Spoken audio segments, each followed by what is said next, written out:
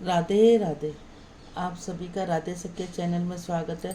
श्री हरि और माता रानी से प्रार्थना करते हैं कि आप सब लोग सुरक्षित होंगे, सुखी होंगे और ठीक प्रकार से होंगे।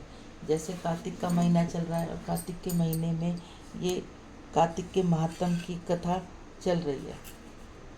श्रीमन नारायण नारायण नारायण तुलसी नारायण नारायण नारायण हे नाथ नारायण वासुदेवा हे नाथ नारायण वासुदेवा हे नाथ नारायण वासुदेवा।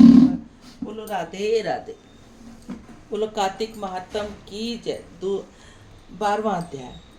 इतनी कथाएं सुनने के पश्चात राजा पृथु ने नारद जी से प्रार्थना की, हे देव ऋषि, आपने कार्तिक महात्म की कर्क चतुर्थी व्रत ग्रस्त धर्म के बारे में मुझे इतना कुछ बतलाया, अब कृपा करके तुलसी के महात्म की भी वर्णन कीजिए। नारद जी ने कहा, राजा पृथु, प्राचीन काल में सह्याद्रि क्षेत्र में कविपुर में अत्यंत ज्ञानी धर्मात्मा ओम नमो भगवते वासुदेवाय मंत्र का जाप करने वाला धर्मदत्त नामक एक ब्राह्मण रहता था। वह अतिथियों का आदर सत्कार भी खूब करता। एक दिन प्रातःकाल एक पहर रात्रि शेष रहने पर ब्राह्मण पूजा की सामग्री लेकर भगवान के शिव मंदिर में जा रहा था। इतने में उसने सामने से आती हुई एक अत्यंत भयानक राक्षसी को देखा। आगे को निकले हुए टेढ़े मेढ़े बड़े बड़े दांत, लाल नेत्र, बिल्कुल नगन लकड़ी के समान सूखा शरीर व मुख से घुर घुर शब्द निकल रहा था। ऐसी भयानक राक्षसी को देखकर भयभीत धर्मदत्त ने अपने हाथ का तुलसी मिश्रित जल उस पर फेंक दिया। जल से मिश्रित तुलसी दल शरीर पर पड़ते हुए राक्षसी के समस्त पाप दूर हो गए और वह हाथ जोड़कर धर्मदत्त के पैरों में गिर पड़ी। तब धर्मदत्त ने पूछा, तू कौन और किस पाप के कारण इस दशा को प्राप्त हुई है? अपने पापों से मुक्त हो चुकी राक्षसी कहने लगी, स्वराज देश में भिक्षुक नामक ब्राह्मण की पत्नी हूँ। मेरा नाम कला है। मैं न तो अपने पति से मीठे वचन बोलती थी और न ही अच्छा भोजन व फल खाने को देती थी।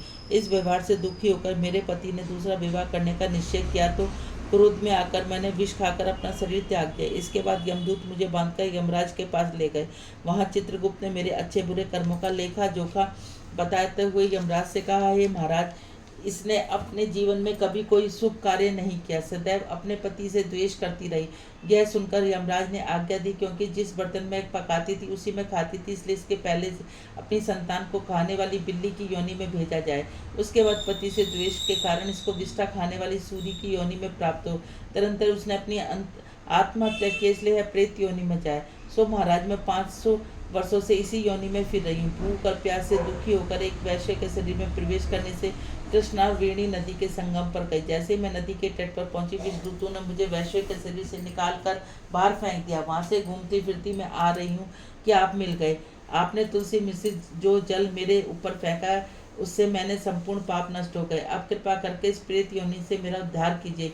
राक्षसी ने सारा वृतांत सुनाने के पश्चात ईश्वर भक्त ब्राह्मण धर्मदत्त से कहा, तुमने को देखकर मुझे अत्यंत दुख हुआ। मैं जानता हूँ कि तीर्थ व्रत दान सत्कर्म प्रेत योनि में नहीं हो सकते। तुम्हारे पाप अधिक है, पुण्य बहुत कम है। इसलिए मैंने अपने जीवन काल में जितना भी कार्तिक माह का स्नान और व्रत किया है, उसका आधा पुण्य तुमको देता हूँ। इससे तुम्हें उत्तम गति प्राप्त होगी। इसके पश्चात ब्राह्मण जो ही ओम नमो भगवते वासुदेव मंत्र पढ़ते हुए तुलसी मिश्रित जल से उसका अभिषेक किया। वह प्रेत योनि से मुक्ति पाकर अग्नि के समान दिव्य देह धारण कर लक्ष्मी के समान रूपवती हो गई। इसके बाद उसने ब्राह्मण को नमस्कार किया।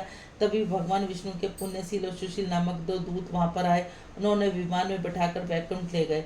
उन दूतों ने धर्मदत्त से कहा, ब्राह्मण निरंतर भगवान की भक्ति में लगे रहने के कारण तुम धन्य हो।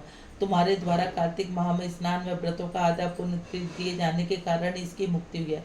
हे विप्र, अपने इस त्याग भक्ति और कार्तिक स्नान के प्रताप से कालांतर में तुम राजा के कुल को जन्म लोगे और अंत में तुम्हें वैकुंठ को प्राप्त होगा। बोलो कार्तिक महात्म की जय। श्रीमन नारायण नारायण नारायण। बोलो 13वां अध्याय। राजा पृथु ने हाथ जोड़कर देव ऋषि नारद से कहा, हे महाराज, अब भगवान की पूजा का महात्म सुनाने की कृपा कीजिए। तब नारद जी बोले, राजा पृथु, जो हंसी में भी भजन करता है उसको परम पद प्राप्त होता है। जो श्रद्धा होकर भजन करता है उसको उसके महात्म की वर्णना नहीं किया जा सकती। नारद जी ने कहा, कलिंग पर्वत पर दीर्घपुर नामक नगर में सुबाहु नाम का एक अत्यंत धर्मात्मा राजा राज्य करता था। वह प्रजा का पुत्र के समान पालन करता था। उसने धूम्रकेतु नाम का एक पुत्र था जो अत्यंत दुराचारी, परगामी, स्त्री, चोर व ज्वारी था। पुत्र के दुर्चरणों को देखकर राजा सुबाहु ने उसे अनेक बार ताड़ना की, परंतु वह किसी प्रकार से नहीं माना। एक दिन खेलते हुए उसकी गेंद छोटी रानी के महल में जा गिरी। जब वह गेंद लेने के लिए महल में गया तो उसकी विमाता छोटी रानी उस पर मोहित हो गई। उन दोनों के कामाद होकर भोग विलास किया। जब रानी ने इस प्रकार का पता चला तो राजा ने धूमकेतु को प्राण दंड दे दिए, परंतु उसे अपने राज्य से बाहर निकाल दिया। अब राजकुमार वन में रहकर प्रतिदिन मांस मदिरा खाता पीता और रात्रि को वैश्याओं के यहाँ निवास करता। चोरी आदि करके जो धन उसको प्राप्त होता है वैश्या को देता। इस प्रकार अनेक वर्ष व्यतीत हो गए। एक समय भटकते भटकते वृंदावन पहुंचा। वृंदावन में धूमकेतु ने सत्यव्रत नामक परम विष्णु भक्त को देखा, जो अपना घर बार छोड़कर कार्तिक माह में वृंदावन में रहकर भगवान का पूजन करता और केवल कंद मूल फल खाता। वह भक्त प्रतिदिन भगवान से प्रार्थना करता है, भगवान इस दुख रूपी संसार में डूब रहे हैं, तुम दिन की आप रक्षा करें। मैं राधा जी सहित आपको बारंबार नमस्कार करता हूँ। प्रेम मगन होकर वह कभी कभी रोने, कभी कभी गाने और कभी कभी नाचने लगा। धूमकेतु ने उस भक्त की जब यह क्रिया देखी तो रात्रि में वैश्या के घर जाकर मिट्टी की मूर्ति बनाकर वैसा ही कथन किया। अंत में स्तुति करके वैश्या के घर में ही सो गया। जब देव योग से राजा के दूत ने उसी समय वहां आए और हाथ में धूमकेतु मारा गया। यमदूत उसको महापापी समझकर मारते हुए पकड़कर यमराज के पास ले गए। धूमकेतु को देखते ही यमराज अपने सिंहासन से खड़े होकर पद आग आदि देकर उसका सत्कार किया। फिर अपने दूतों को फटकारते हुए कहा, तुमको धिक्कार है। जब हमने यह आज्ञा दिया कि विष्णु भक्तों को यहाँ मत लाना, फिर धूमकेतु को यहाँ क्यों लाए हो? उसने कार्तिक माह में उस वृंदावन धाम में चाहे हास्य में ही सही फिर भी उस वैकुंठ पर जाने का अधिकारी है। वैकुंठ में भेजने से पूर्व यमराज ने धूमकेतु को अपने निकट बिठाकर कहा, भगवान की भक्ति 9 प्रकार की होती है। उसको कथा सुनने में राजा प्रसिद्ध, कीर्तिक और शुक्रदेव, स्मरण से प्रहलाद, पाद से लक्ष्मी, पूजा से पृथ्वी और वंदना से अक्रूर, दायु भाव से अर्जुन, आत्म निवेदन से राजा बलि। जिस प्रकार परम पद को प्राप्त हुए उसी प्रकार चाहे हाथ से सही तुमने भगवान की पूजा की, मगर फिर भी तुम स्वर्ग के अधिकारी। यदि अपने जीवन में किए गए पापों और दुष्कर्मों के कारण तुम घोर नरक के अधिकारी हो, परंतु क्योंकि तुमने कार्तिक माह में भगवान का पूजन किया था, यह निश्चय ही तुम्हें वैकुंठ प्राप्त होगा। कार्तिक माह में भगवान की पूजा की निरर्थक नहीं जाती। जहाँ भगवान शालिग्राम है वहीं पर गंडकी नदी अन्य तीर्थ है।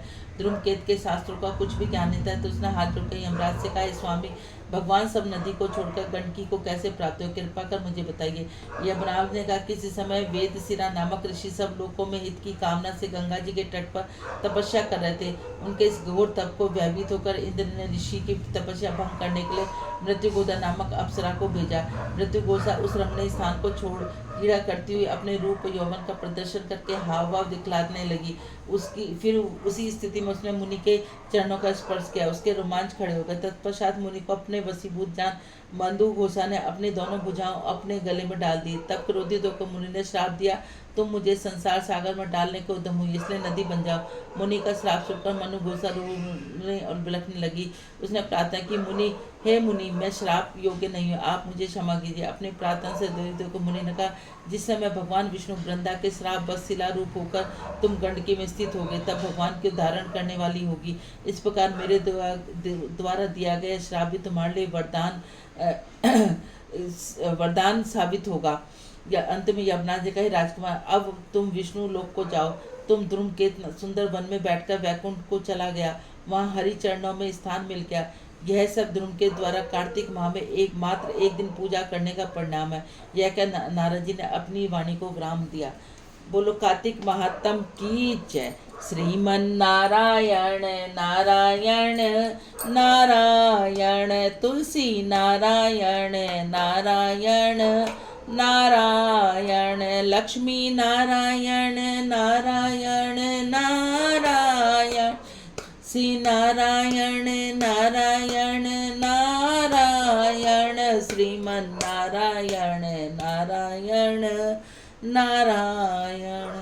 बोलो राधे राधे। यदि आप सब लोगों को चैनल अच्छा लगता है तो इसको ज़्यादा से ज़्यादा लाइक करें, ज़्यादा से ज़्यादा शेयर करें, नए हैं तो सब्सक्राइब करें, बेल आइकन को जरूर दबाएं। बोलो राधे राधे।